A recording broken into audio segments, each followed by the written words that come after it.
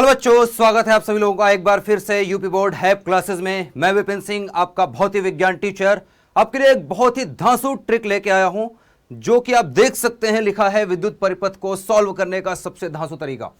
ये जो वीडियो मैं डाल रहा हूं, ये जो बना रहा हूं, इसका पर्पस क्या है, तो दो लाइन में मैं इसको बताना चाहूंगा। पहली बात तो ये है कि ये किन बच्चों के लिए है। तो ये बच्चों की अगर मैं बात कर रहा हूं तो वो बच्चे जो 10th पढ़ चुके हैं ऑलरेडी, वो भी इसको समझ सकते हैं, क्योंकि वहां पर भी एक चैप्टर होता है विद्युत क्लास 10th में साइंस में, जो कि 11th वाले बच्चे पढ़ के ही आए होते हैं। तो जो बच्चा 11th से 12th में मूव कर रहा है, देखो 12th में तो ये चैप्टर है ही, ठीक है, विद्युत धारा परिपथ के बारे में हमारे सवाल होते हैं, पूछे जाते हैं। बट जो 11th से 12th में आ रहा है उसके लिए भी ये रिलेवेंट है, वो देख सकता है, समझ सकता है, क्योंकि 10th में उसने बेसिक प्रतिरोध के बारे में पढ़ रखा है, ओम के नियम के बारे में पढ़ रखा है, पैरेलल और सीरीज कॉम्बिनेशन अर्थात समांतर क्रम और श्रेणी क्रम प्रतिरोधों का संयोजन जानता है। तो बेसिक सी चीज आपको अगर पता है तो इस पूरे लेक्चर को आप बहुत एंजॉय करेंगे। और ट्रिक है किस प्रकार से आप बड़े से बड़े नेटवर्क को, प्रतिरोधों के नेटवर्क को आप कैसे चुटकियों में सॉल्व कर सकते हैं, 1 मिनट में सॉल्व कर सकते हैं, देखते ही सिर्फ एक लाइन ड्रॉ करके। आइए देखते हैं, सीखते हैं, समझते हैं। तो जैसा कि यहां पर लिखा है धांसू तरीका है, तो धांसू तरीके को धांसू तरीके से ही पढ़ेंगे। आइए देखते हैं। तो जो एजेंडा है, जो हमें पढ़ना है, वो है सममित परिपथ। हम एक विशेष तरह की परिपथ की बात करेंगे, सिमेट्रिक सर्किट की बात करेंगे। सिमेट्रिक सर्किट से मेरा मतलब क्या है, ये थोड़ी देर में आप समझ जाएंगे। तो सममित परिपथ का एक क्वेश्चन आपको देखने को मिला करता है प्रतिरोधों के संयोजन में, जिसको हम सॉल्व करने वाले हैं, जिसके बारे में हम ट्रिक बताएंगे आपको। और इसके 2 ट्रिक होती हैं, जिसमें से हम एक जो इसकी बेहतरीन ट्रिक है उसको हम जानेंगे। और वो ट्रिक अगर मैं बताऊं आपको कौन कौन सी हैं, पहले 2 ट्रिकों के बारे में बताएं। तो पहली जो ट्रिक होती है, या पहला जो मेथड है हम बोल सकते हैं, वो है मिरर सिमेट्री। Mirror symmetry. और दूसरी जो होती है बेटा, वो होती है फोल्डिंग सिमेट्री। ये प्रतिरोधों के संयोजन में लाभकारी तो है ही, हम इसके साथ साथ प्रतिरोधों के साथ साथ इसको हम लगा सकते हैं कई सारे तरह के जो है संयोजन में। इलेक्ट्रिक सर्किट के कई तरह के इस तरह के इंपीडेंस होते हैं जहां पर हम यूज कर सकते हैं, लेकिन मैं आपको धीरे धीरे बताऊंगा। फिलहाल इस लेक्चर में हम सिर्फ प्रतिरोधों का ही संयोजन एक तरह से देखने वाले हैं, ट्रिक देखने वाले हैं प्रतिरोधों के लिए। तो फोल्डिंग सिमेट्री और मिरर सिमेट्री, इसमें से हम पहली जो सिमेट्री है ये हम सीखेंगे, इसके बारे में हम जानेंगे, इसी के बारे में हम चर्चा करने वाले हैं। कुछ क्वेश्चंस देखेंगे। पहले तो हम बताएंगे आपको कि मिरर सिमेट्री है क्या और उसको अप्लाई कैसे किया जाता है। अप्लाई करने के साथ साथ 2-3 एग्जाम्पल भी हम करेंगे, और एक खूबसूरत सा क्वेश्चन आपके लिए होगा जो आपके प्रैक्टिस प्रॉब्लम होगी, आप इसको प्रैक्टिस करेंगे। तो आइए स्टार्ट करते हैं। सबसे पहले मिरर सिमेट्री को जानते हैं। मिरर का मतलब होता है दर्पण, जैसा कि आप जानते हैं, जिसको आप आम बोलचाल की भाषा में दैनिक जीवन में शीशा बोलते हो, है ना, आईना जिसको आप बोलते हैं, उसी मिरर की हम बात कर रहे हैं। तो मिरर में किस प्रकार से मिरर का यूज करके हम किस प्रकार से परिपथ को सॉल्व कर सकते हैं, एक नेटवर्क को सॉल्व कर सकते हैं, आइए देखते हैं। देखने में बहुत भयानक सा लगता है कई बार परिपथ, प्रतिरोधों का संयोजन कई बार बहुत भयानक सा हमें समझ में आ रहा होता है, देखने में लग रहा होता है, ऐसा लगता है कि कैसे सॉल्व होगा, इतना कठिन है। तो पहले एक बेसिक सा सर्किट में आपको दिखाता हूं कि लॉ क्या है और उसको अप्लाई कैसे करना है। इसके बाद हम एक क्वेश्चन पर ट्राई करेंगे। तो सिंपल सा कोई भी एक परिपथ बना लेते हैं, सिंपल सा छोटा सा परिपथ बनाते हैं। आइए, तो ये एक छोटा सा मैं यहाँ पर परिपथ बना रहा हूँ, आप लोग भी मेरे साथ साथ प्रैक्टिस कर सकते हैं, और कभी आपको प्रॉब्लम नहीं आने वाली है। इस लेक्चर के बाद, इस वीडियो को देखने के बाद आपको कभी भी नेक्स्ट टाइम प्रॉब्लम नहीं आएगी सिमेट्री वाली सर्किट को सॉल्व करने में। तो इसको मैं बोल देता हूँ, लेट्स से कि यहाँ पर भी एक कंबाइन है, जिसको हम व्हीटस्टोन सेतु बोल सकते हैं, उस प्रकार का ये बना हुआ है। व्हीटस्टोन सेतु अगर आप नहीं जानते भी हैं, खास करके जो कक्षा 11वीं के बच्चे हैं, 12वीं में जा रहे हैं, उनको एक आइडिया लगेगा, बट व्हीटस्टोन सेतु के बारे में नहीं जानते हैं, ठीक है, तो भी आपको कोई परेशानी नहीं आएगी। आप बस फोकस करें कि यहाँ पर हो क्या रहा है। तो लेट्स से ये पॉइंट ए है, ये पॉइंट बी है, 2 पॉइंट के बीच में कुछ प्रतिरोध जुड़े हैं, इनका कुछ मान ले लेते हैं। चलो इसका मान ले लेते हैं कि ये आर है, और या इसको मैं मान लेता हूँ ये 2R है, ये भी 2R है, मैं मान लेता हूँ। कैपिटल आर मैंने माना है तो कैपिटल आर लिख लेते हैं, या आर लिख लो, सिंपल सी बात है, आर और आर ले लेते हैं। और चलो इसको मैं 3R और 3R ले लेता हूँ, क्लियर है, इस प्रकार से। और इसको मैं 2R ले लेता हूँ। इस प्रकार से एक परिपथ बना हुआ है, और आपसे पूछा गया है ए और बी के बीच में क्वेश्चन क्या है, क्वेश्चन पूछा गया है कि आपको आर ए बी बताना है, ए और बी के बीच में तुल्य प्रतिरोध या प्रभावी प्रतिरोध बताना है कि कुल कितना प्रतिरोध ए और बी के बीच में लगा है। तो यहां पर हम जैसा कि मिरर सिमेट्री यूज कर रहे हैं, पढ़ रहे हैं, पहला जो मेथड है उसको हम यूज करने वाले हैं। मिरर सिमेट्री का मेरा मतलब है कि दर्पण एक जगह पर मुझे यहां पर ऐसे लगाना है। कल्पना करनी है कि एक दर्पण है आपके पास जिसको आप लगाएं और दर्पण में आपको चित्र देखना है प्रतिरोध का। तो एक प्रतिरोध का चित्र जो है सेम टू सेम बनना चाहिए दूसरे प्रतिरोध के ऊपर, ठीक है। ऐसी जगह पे आपको मिरर लगानी है। अगर मैं यहां पर एक मिरर खींच दूं, यहां पर लेट से कि मैं एक मिरर लगा रहा हूं इस प्रकार से, ये एक मिरर मैंने लगा दिया, ये dash dash dash dash dash dash कर दिया, इसको मैं बता रहा हूं ये क्या है, मिरर है, एक मिरर लगा दिया, ठीक है। ये आपको कल्पना करनी है। अब आपको देखना है, अच्छा इधर से इधर की तरफ आप देखना चाहें देख सकते हैं, या इधर से इधर की तरफ देखना चाहें, आपकी मर्जी है, जिधर से भी आप देखना चाहें। इधर का प्रतिबिंब इधर देखिए या इधर का प्रतिबिंब इधर देखिए। अब अगर गौर करेंगे तो 2R के ऊपर से यहां पर मिरर गया है। इसके लिए भी एक नियम है, मैं आपको बताऊंगा, छोटा सा ध्यान रखने वाली बात है ये कि इसके ऊपर से गया है तो इसको कंसीडर करेंगे या नहीं करेंगे। पहली बात तो अगर मैं इसका देखूं तो मिरर क्यों बोल रहे हैं, क्योंकि अगर मैं R का प्रतिबिंब देखना चाहूं, मान लो यहां दर्पण लगा दो, ऐसा कल्पना करो कि यहां पर एक शीशा लगा हो, तो R को अगर मैं देखूंगा तो R का चित्र क्या बनेगा, R ही बनेगा। 3R का चित्र क्या बनेगा, 3R बनेगा। बनेगा कि नहीं बनेगा? R का चित्र क्या बनेगा, R बनेगा, और 3R का चित्र बनेगा 3R। अब इसको हमें कैसे समझ में आएगा कि ये श्रेणी क्रम में जुड़े हैं कि समांतर क्रम में जुड़े हैं, क्योंकि यहां पर 2R भी जुड़ा है। तो ध्यान से देखिए, पहला नियम है, इस नियम के कुछ पॉइंट्स है। पहला ये है कि जिस प्रतिरोध पर से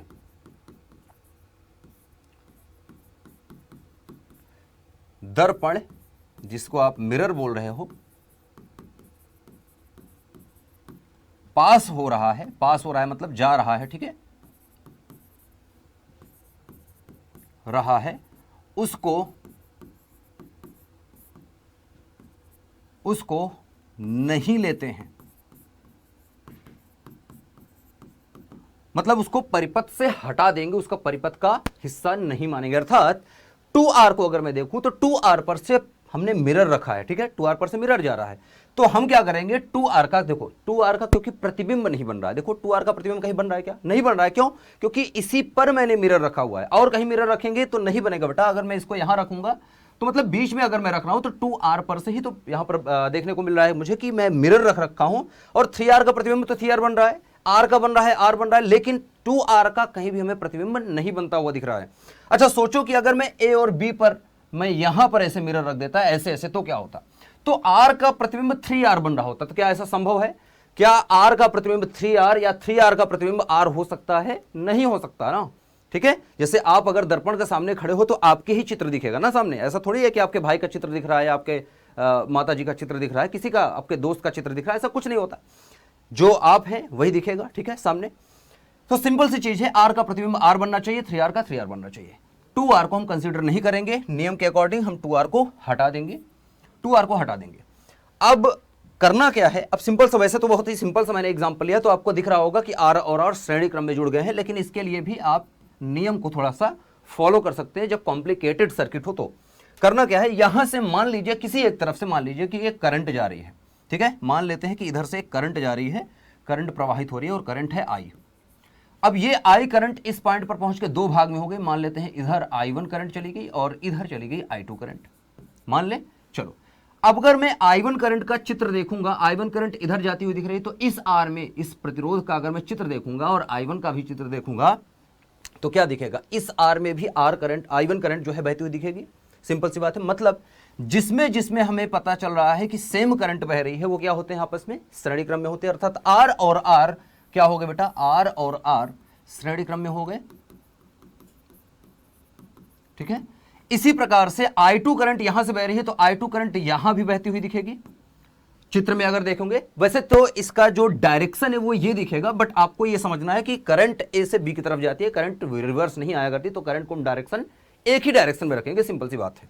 तो करंट का डायरेक्शन क्योंकि हम चेंज नहीं कर सकते, एक डायरेक्शन से दूसरे डायरेक्शन की तरफ ही जाएगी, रिवर्स नहीं आएगी, A से B की तरफ जा रही है। बैटरी को ऐसा समझिए कि बैटरी का धनात्मक सिरा यहां पर जोड़ रखा है या ऋणात्मक सिरा यहाँ है। आपको चाहिए अगर थोड़ा सा और अच्छा देखना है तो ऐसा करिए कि एक कल्पना कर लीजिए कि एक बैटरी यहां पर आपने लगा ली है या सेल लगा लिया है, और इसको इस तरह से जुड़ा मान लीजिए आप, तो आपको समझ में आ जाएगा, ठीक है। ऐसा मान लेते हैं कि यहां पर प्लस जुड़ गया है बैटरी का और यहां पर बैटरी का माइनस जुड़ गया, तो आपको सिंपल सा पता चल जाएगा कि करंट आगे की तरफ ही फॉरवर्ड डायरेक्शन में ही जाएगी, रिवर्स नहीं आएगी।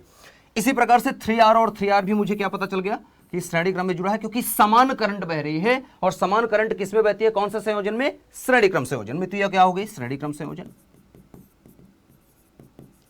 तो श्रेणी क्रम में ये है, श्रेणी क्रम में ये है, श्रेणी क्रम में है, तो इसका हम इक्विवेलेंट अगर मैं बनाऊं या इसको मैं सॉल्व करके, इसका मतलब मैं क्या बोल रहा हूं, इसको सॉल्व करूं, इसको अगर मैं थोड़ा सिंपल सा चित्र बनाऊं तो मुझे क्या दिखेगा, R और R जब मैंने फोल्ड किया, तो फोल्ड क्या किया मतलब मिरर में मैंने देखा, तो R का प्रतिबिंब R बन रहा है। तो हम जानते हैं श्रेणी क्रम में क्या होता है, R बराबर R1 plus R2 plus R3 ऐसे जुड़ता है, मतलब R और R क्या हो जाएगा 2R। तो मैं इसको ऐसा लिख सकता हूं कि यहां पर बन गया है 2R और यहां पर 3R और 3R, 3 कितना हो जाएगा बेटा, 6R हो जाएगा। ये जुड़ा है A पॉइंट, ये जुड़ा है B पॉइंट, ये है 6R। अब मुझे सिंपल सा दिख रहा है ये दोनों समांतर क्रम में है, सरल हो गया है। तो अब क्योंकि 2R और 6R जुड़े हैं बेटा समांतर क्रम में, तो हम क्या करेंगे, समांतर क्रम में हमें पता है RAB निकालेंगे, 1/RAB बराबर होता है 1/R1 प्लस 1/R2 के। क्लियर है।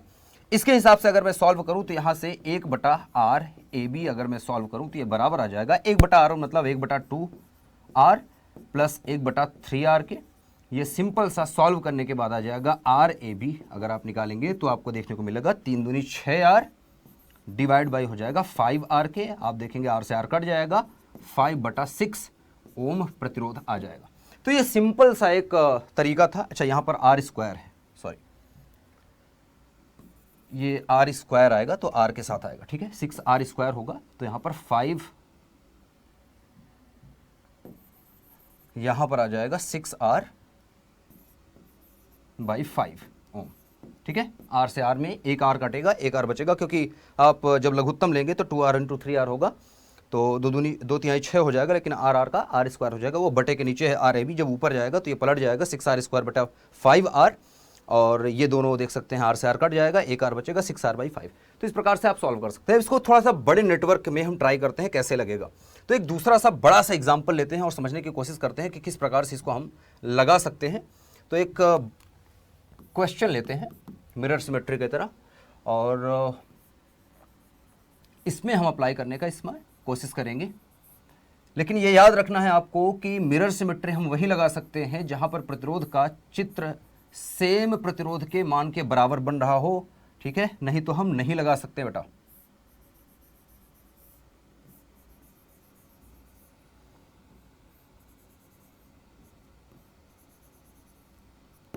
ठीक है, अदरवाइज हम नहीं लगा सकते हैं, ये याद रखेंगे आप।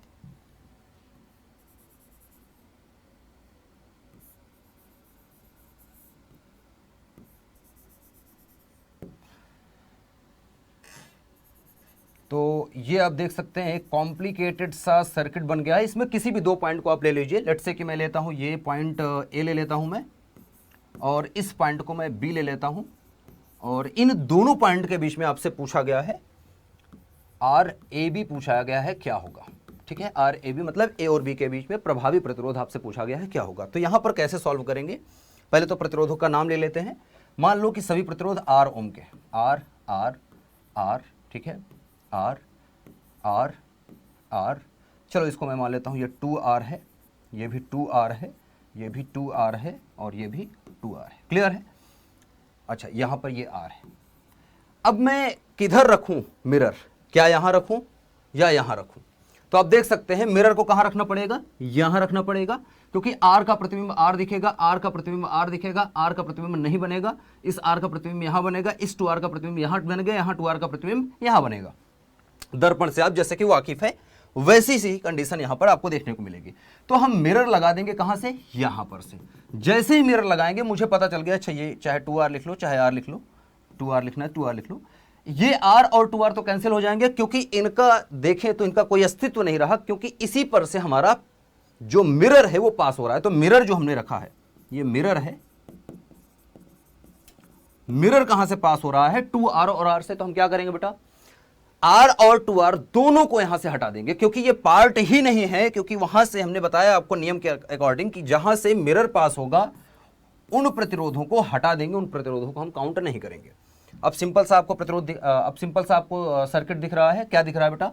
आर का प्रतिबिंब यहां बन रहा है, इस आर का प्रतिबिंब यहां बन रहा है। इसको मैं थोड़ा सा दिखाने के लिए ऐसा करता हूं कि इसको मैं दिखा देता हूं। आर का प्रतिबिंब ये बन रहा है, इस आर का प्रतिबिंब ये बनेगा, इस आर का प्रतिबिंब ये बनेगा, इस 2r का प्रतिबिंब ये 2r बनेगा और इस 2r का प्रतिबिंब ये बनेगा। बाकी कोई प्रतिरोध आपको देखने को नहीं मिल रहा है। तो जिन जिन का प्रतिरोध बन रहा है, एक तो पहली चीज तो यह है कि आप चाहे तो इसका छोटा सा एक चित्र बना लें, ठीक है, 2r करके, जैसे r और r 2r बना लो, r और r 2r हो जाएगा। ये r और r कैसे सॉल्व होंगे? ये r और ये r कैसे सॉल्व होंगे? आप 2r कर सकते हैं। तो इसको या तो दूसरा परिपथ बना लो या तो यहीं पर सॉल्व करना स्टार्ट कर दो। कैसे? यहां पर सॉल्व कैसे करेंगे? इस r का प्रतिबिंब यहां पर बन रहा है, मतलब दोनों क्या है? श्रेणी क्रम में है। तो अर्थात यहां पर 2r कर लो, इसको हटा दो, मतलब इसका हमने जोड़ लिया। यहां पर इसका यहां पर जोड़ सकते हैं, 2r कर लो, इसको काट लेते हैं। इस r का प्रतिबिंब यहां बन रहा है या इस r का प्रतिबिंब यहां बन रहा है, तो इसको हम काट देते हैं, इसको r को यहां पर जोड़ लेते हैं 2r। इस 2r का प्रतिबिंब यहां बन रहा है, तो इसको काट लो। 2r और 2r कितना हो जाएगा बेटा? 2 दूनी कर देंगे, मतलब ये हो जाएगा 4r। तो इसको चाहे तो 2r इंटू 2 कर लो, 2 इंटू 2r, 2 गुना कर दिया तो 2 दूनी 4r हो जाएगा। ये सिंपल सी चीज, सेम चीज यहां पर भी प्रतिबिंब बन रहा है, तो इसको आप 2 गुना कर लो। ये हट गए, ये सारी चीजें हट गई। अब हमारे पास बचा क्या है? 2r 2r 2r 4r 4r, ठीक है। प्रतिबिंब इस प्रकार से अब बनेगा। तो जो परिपथ है, परिपथ कैसे देखने को मिलेगा आपको? परिपथ देखने को मिलेगा आपको, यहां पर बचा है हमारे पास, यहां पर बचा है प्रतिरोध, बाकी प्रतिरोध आगे नहीं है। यहां पर बचा है प्रतिरोध, ठीक है, नीचे बचा है प्रतिरोध, यहां पर बचा है प्रतिरोध। तो कितना प्रतिरोध बचा? 1 2 3 4 5, 1 2 3 4 5। बाकी कहीं पर कोई प्रतिरोध नहीं है, तो इसको लाइन ऐसे खींच लो और इसको मिला लो। ये मिला लिया हमने, और ये पॉइंट हमें बी लिखना है, बी लिख लो, ठीक है। क्या बचा हमारे पास? देखो, ये है 2r, ये है 2r, ये है 2r, ये है 4r, ये है 4r। और कुछ बचा है? कुछ नहीं बचा है। अब अगेन अगर आपको फिर से कहीं पर ऐसा दिख रहा हो कि यहां पर फिर से मिरर सिमेट्री लगाई जा सकती है, तो आप लगा सकते हैं। लेकिन मैं अब देख पा रहा हूं ऐसा कोई ऐसा बिंदु नहीं है जहां पर मैं मिरर सिमेट्री फिर से लगा सकता हूं या मिरर को फिर से रख सकता हूं। कहीं दिख रहा है क्या? नहीं दिख रहा है। मैं यहां पर रखूंगा तो 2r का प्रतिबिंब 4r बन रहा है, नहीं हो पाएगा। यहां से रखूंगा तो इधर तो कोई प्रतिरोध ही नहीं है, तो नहीं बन पाएगा। तो अब मुझे मैनुअली सॉल्व करना पड़ेगा। तो जो आप सिंपल सा प्रतिरोध का संयोजन जानते हैं वही देखेंगे। अब देखिए, तो यहां पर 2r और 2r ये वाले क्या है? श्रेणी क्रम में है, क्योंकि एक ही ब्रांच है। यहां से कोई करंट आप ले लीजिए, I करंट ले लेते हैं। यहां पर मान लेते हैं I1 करंट बह रही है, तो I1 करंट इसमें से भी जा रही है, I1 करंट यहीं पर, ये पूरी I1 करंट इसमें से पास हो रही है। मतलब ये दोनों कैसे जुड़े हैं? श्रेणी क्रम में। इसमें तो आप मान लीजिए कि I2 करंट बह रहा है, तो I2 करंट चलेगी, इसमें कोई और प्रतिरोध जुड़ा नहीं है, ठीक है।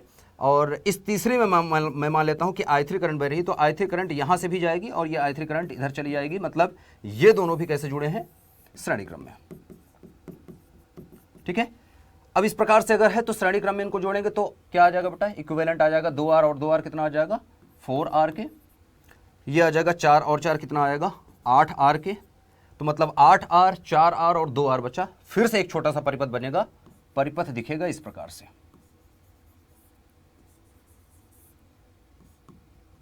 ठीक है। परिपथ दिखेगा इस प्रकार से। और यहां पर आप देख सकते हैं ये A पॉइंट है, ये B पॉइंट है। यहां पर बन गया हमारे पास 2 2 4r, यहां पर 2r पहले से लगा है और यहां पर 4 और 4 8r किया गया। अब तीनों मुझे दिख रहे हैं समांतर क्रम में। समांतर क्रम में कैसे सॉल्व करेंगे? इसको मैं मान लूंगा, चलो ये R1 है, इसको मैं मान लेता हूं R2 है, इसको मैं मान लेता हूं R3, ठीक है। तो 1/RAB, क्योंकि समांतर क्रम में तीनों जुड़े हैं। कैसे हैं समांतर क्रम में? तो 1/RAB बराबर 1/R1 plus 1/R2 plus 1/R3 से निकालूंगा तो ये आ जाएगा हमारे पास। यहाँ सॉल्व करते हैं। 1/RAB बराबर हो जाएगा 1/R1, मतलब 1/4R plus 1/2R plus 1/8R। लघुत्तम ले लीजिए 1/RAB। अगर आप कैलकुलेट करेंगे तो आपको देखने को मिलेगा ये 8R आ जाएगा। 4 दूनी 8, ठीक है, 4 दूनी 8, ये हो जाएगा 2 के, R से R कट जाएगा, प्लस आ जाएगा 2 चौक 8, 4 आ जाएगा, प्लस 8 एकम 8, 1 आ जाएगा। सॉल्व करेंगे तो यह आ जाएगा 4 1 5 2 7 बटा 8R 1 बटा आर ए बी है, तो आर ए बी करेंगे तो पलट जाएगा, क्योंकि इसको बटे से ऊपर ले जाएंगे तो वो भी पलट जाएगा। ये हो जाएगा 8r बटे 7, और यही हमारा आंसर है। आर ए बी इतना ओम लिखेंगे आप, यही हमारा आंसर है। तो कितना भी बड़ी बड़ी जो है नेटवर्क दिया हो, कितना भी बड़ा नेटवर्क इस प्रकार से दिया हो, कैसे भी हो, कॉम्प्लिकेटेड सा दिखा हो, आप सिंपल सा सॉल्व कर सकते हैं, इस प्रकार से निकाल सकते हैं। याद रखेंगे जिस पर से मिरर जा रहा है वो प्रतिरोध हम कंसीडर नहीं करते हैं। बहुत ही बेसिक सी चीज़ है, ठीक है, बहुत ही बेसिक सी चीज़ है। एक और एग्जाम्पल लेते हैं तो आपको और जो है ज़्यादा समझ में आएगा। नेक्स्ट एक और एग्जाम्पल लेते हैं। चलिए एक और बनाते हैं, थोड़ा सा और कॉम्प्लिकेटेड करते हैं चीज़ों को।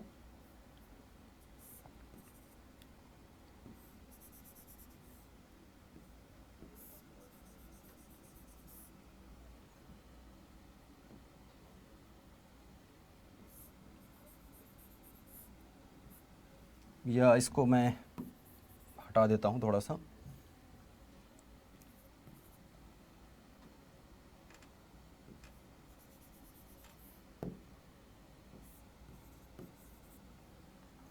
ठीक है, और मैं यहाँ पर मिरर को थोड़ा सा बदल देता हूँ, इसको थोड़ा सा चेंज करता हूँ, ऐसा करता हूँ।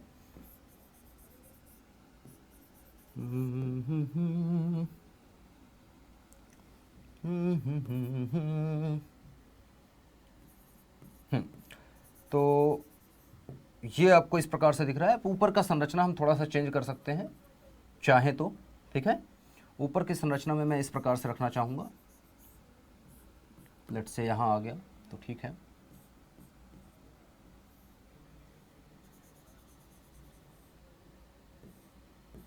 ये ऐसे मानिए कि यहाँ जुड़ा है, और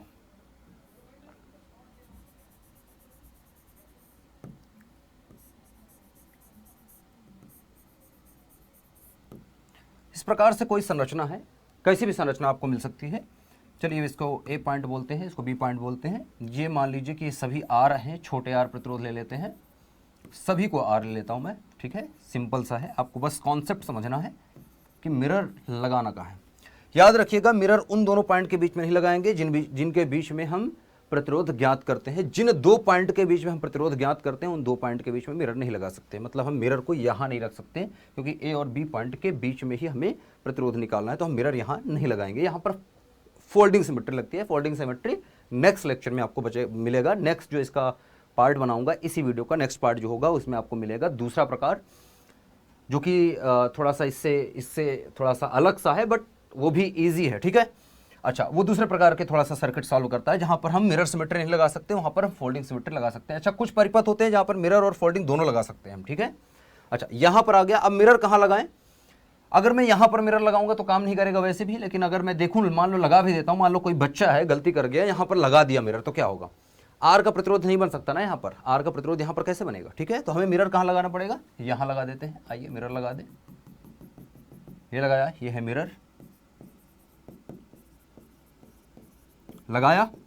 अब मैं देखूंगा आर का प्रतिरोध क्या बना। अच्छा, ये आर कैंसिल आउट हो जाएगा, ये आर कैंसिल आउट हो जाएगा। इसको काउंट नहीं करेंगे, मतलब इसको हम कैलकुलेशन में नहीं लेंगे, कैलकुलेशन के पार्ट के बाहर हो गया। जिस पर से प्रतिरोध जाएगा वो खत्म हो जाता है, ठीक है। अब आर का प्रतिबिंब मुझे क्या दिख रहा है? ये आर बनता हुआ दिख रहा है। इस आर का प्रतिबिंब ये बनता हुआ दिख रहा है। इस आर का प्रतिबिंब ये दिख रहा है, और इस आर का प्रतिबिंब ये दिख रहा है। तो जिसका जिसका प्रतिबिंब बन रहा है उसको हम क्या करेंगे? आर का ये दिख रहा है तो इसको मैं कैंसिल आउट करके इसको क्या कर लूंगा? डबल कर लूंगा। R plus R 2r। इसको भी हम कैंसिल आउट करके क्या कर लेंगे? इसको जोड़ लेंगे 2r। इसको भी कैंसिल आउट करके क्या कर लेंगे? ये 2r। इसको भी कैंसिल आउट करके इसको क्या कर लो? 2r। ये चीज़ें हटा दो, सिर्फ बचा 2r 2r 2r 2r, है ना।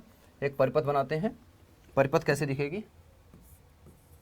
ये पॉइंट ए है, और आपको देखने को मिल रहा है, मान लो ये पॉइंट मैं मान लेता हूँ इधर की तरफ। ये है हमारे लिए 2r, ठीक है। यहां पर जुड़ा है इस प्रकार से,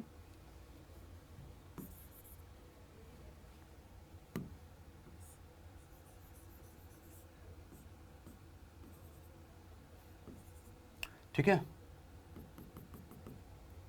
ये भी जुड़ा है हमारे पास 2r, ये भी जुड़ा है हमारे पास 2r, ये भी हमारे पास जुड़ा है 2r।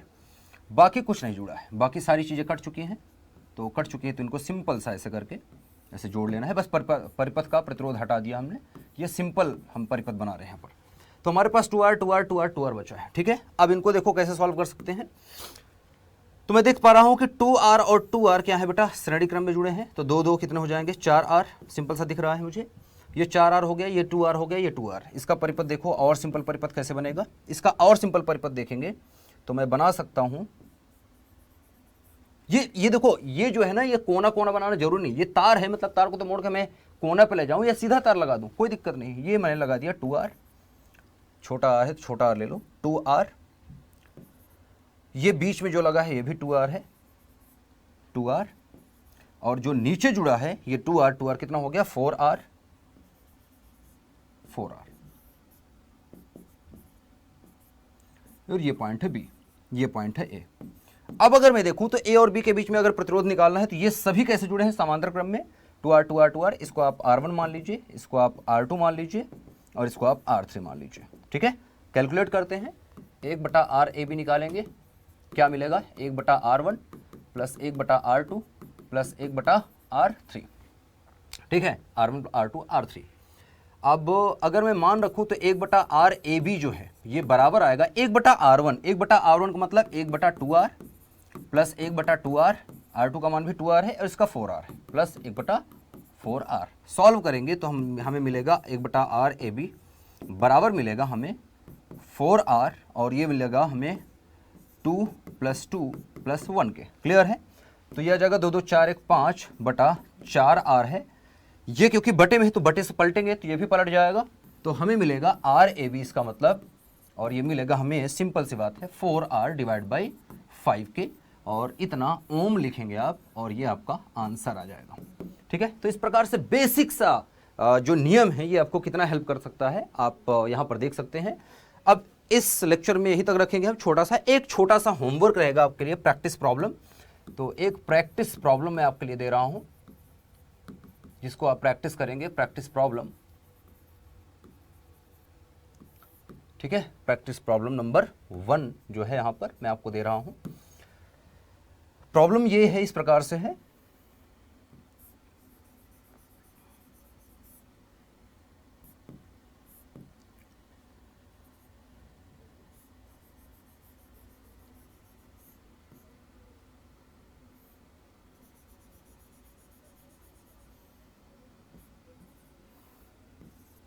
ठीक है, प्रॉब्लम कुछ इस प्रकार से रहेगी आपकी। और लेट्स से कि ये हम यहाँ पर इसको ऐसा करते हैं, इसको भी कनेक्ट कर देते हैं।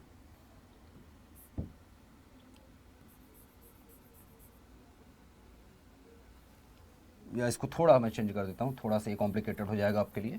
थोड़ा बेसिक समय दे रहा हूँ आपको।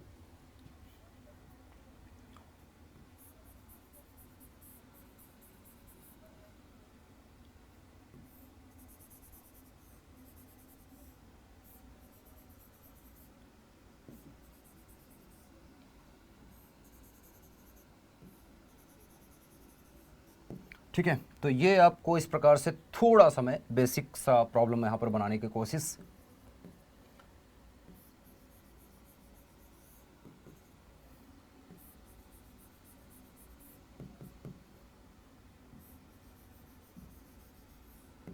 बस आपको समझ में आना चाहिए, थोड़ा रफ डायग्राम में बना रहा हूँ बट आपको समझ में आ जाएगा, ठीक है। इस प्रकार से ये है और यहाँ पर इस प्रकार से 2 पॉइंट हैं।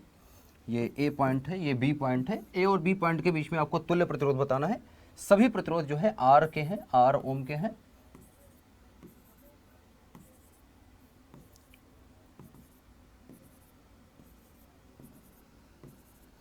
तो आप देख सकते हैं बहुत ही बेसिक सा चित्र है जिसमें आपको बताना है A और B के बीच में तुल्य प्रतिरोध क्या होगा। ये ऐसा परिपथ है जिसमें हम फोल्डिंग सिमेट्री और मिरर सिमेट्री दोनों लगा सकते हैं। यहाँ पर हम मिरर लगा सकते हैं, यहाँ पर हम फोल्डिंग लगा सकते हैं। मैं पहले से आपको बता रहा हूँ, मिरर यहाँ लगाएंगे आप सभी बच्चे, और मिरर लगा करके आप सॉल्व करेंगे। जैसा कि आप सभी देख पाएंगे, सबका प्रतिबिंब यहाँ पर बनता हुआ दिखेगा। आपको निकालना है RAB के बीच में तुल्य प्रतिरोध कितना है। कमेंट बॉक्स में इंतजार रहेगा आपके इस आंसर का, इस क्वेश्चन के आंसर का। तो आंसर जरूर करिएगा और वीडियो कैसी लगी ये जरूर बताइएगा। और अभी तक आपने अगर यूपी बोर्ड हैप क्लास को सब्सक्राइब नहीं किया है तो प्लीज़ सब्सक्राइब करें, और वीडियो अच्छी लगे तो अपने दोस्तों के साथ शेयर करें। कमेंट में ज़रूर बताइएगा कि वीडियो कैसी लगी आपको। फिर मिलेंगे एक नए सेशन में एक नए ट्रिक के साथ, जो इसका सेकंड पार्ट है। सेकंड पार्ट में फिर से मिलते हैं, तब तक पढ़ते रहिए और आगे बढ़ते रहिए। Bye bye.